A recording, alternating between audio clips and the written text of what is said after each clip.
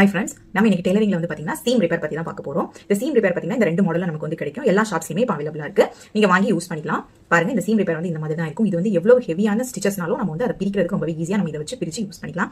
இது எப்படி யூஸ் பண்றது அப்படிங்கிறது நிறைய பேருக்கு வந்து தெரியாது. அதை பத்தின டீடைல்ஸ் வந்து பார்க்கலாம் வாங்க. இப்போ பாருங்க, நம்ம த்ரெட் ரிப்பேர் வச்சு எப்படி ஒரு ஸ்டிச்சை வந்து பிரிக்கிறது அப்படின்னு பார்க்குறோம். அதுக்கு த்ரெட் ரிப்பேர் வந்து இருக்கேன்.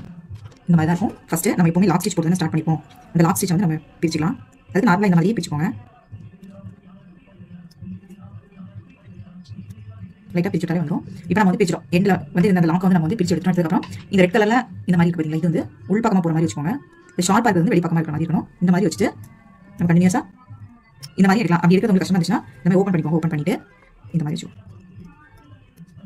இந்த மாதிரி நம்ம கண்டினியூஸாக பிரிச்சுட்டே வந்துடலாம்.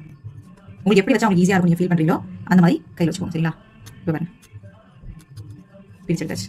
இந்த மாதிரி ஈஸியாக நம்ம வந்து என்ன பண்ணிடலாம். எவ்வளோ பெரிய ஸ்டிச்சஸாக இருந்தாலும் இதை வச்சு நம்ம வந்து அப்படியே ஸ்பீடாக கட் பண்ணி எடுக்கலாம். தேங்க்யூ.